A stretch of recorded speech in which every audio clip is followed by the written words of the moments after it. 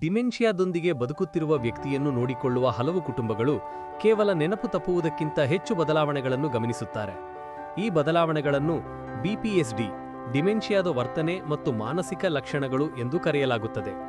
ಇವುಗಳನ್ನು ಬೇಗನೆ ಅರಿತುಕೊಳ್ಳುವುದು ಒತ್ತಡವನ್ನು ಕಡಿಮೆ ಮಾಡುತ್ತದೆ ಮತ್ತು ಆರೈಕೆಯನ್ನು ಸುಲಭಗೊಳಿಸುತ್ತದೆ. ವರ್ತನಾ ಲಕ್ಷಣಗಳಲ್ಲಿ ಅಶಾಂತಿ, ಕೋಪ ಅಥವಾ ಹಿಂಸಾತ್ಮಕ ವರ್ತನೆ ಸೇರಬಹುದು. ಕೆಲವರು ಮನೆಯೊಳಗೆ ಅಲದಾಡುವುದು, ಮುಂದೆ ಹಿಂದೆ ನಡೆಯುವುದು ಅಥವಾ ಒಂದೇ ಮಾತನ್ನು ಮರುಮರು ಹೇಳುವಂತಹ ಪುನರಾವರ್ತಿತ ಕ್ರಿಯೆಗಳು ಕಾಣಬಹುದು. ಸಿಡಿತ, ಜೋರಾಗಿ ಕೂಗು ಅಥವಾ ಸ್ನಾನ, ಬಟ್ಟೆ ಬದಲಾವಣೆ ಮುಂತಾದ ಆರೈಕೆಗೆ ವಿರೋಧಿಸುವುದು ಸಹ ಕಂಡುಬರುತ್ತದೆ. ಇನ್ನೂ ಕೆಲವರು ಅಸಭ್ಯ ಸಾಮಾಜಿಕ ವರ್ತನೆ, ಲೈಂಗಿಕ ನಿಯಂತ್ರಣ ಕಳೆದುಕೊಳ್ಳುವುದು ಅಥವಾ ವಸ್ತುಗಳನ್ನು ಸಂಗ್ರಹಿಸಿ ಇರಿಸುವುದು ಮಾಡಬಹುದು. ನಿದ್ರೆ ಕೂಡ ಬದಲಾಗಬಹುದು. ರಾತ್ರಿ ಜಾಗರೂಕತೆ ಮತ್ತು ಹಗಲೇ ನಿದ್ರೆ ಮಾಡುವ ದಿನ-ರಾತ್ರಿ ಗೊಂದಲ ಕಾಣಬಹುದು. ಮಾನಸಿಕ ಲಕ್ಷಣಗಳೂ ಇದ್ದಾವೆ.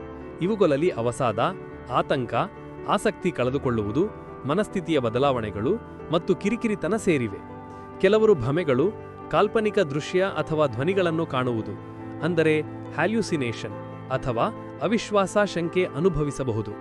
ಅವರು ಭಯಗೊಂಡವರಂತೆ ಕಾಣಬಹುದು ಅಥವಾ ತಮ್ಮ ಮನೆಯೇ ಪರಿಚಿತವಾಗಿಲ್ಲ ಎಂದು ಭಾವಿಸಬಹುದು, ಅಥವಾ ಪೋಷಕರು ಅಥವಾ ಕೇರ್ ಗಿವರ್ಗಳು ಅಪರಿಚಿತರು ಎಂದು ತಪ್ಪಾಗಿ ಗುರುತಿಸಬಹುದು. ಗಮನದಲ್ಲಿಡಿ, ಈ ಲಕ್ಷಣಗಳು ರೋಗದ ಭಾಗ, ವ್ಯಕ್ತಿಯ ತಪ್ಪಲ್ಲ.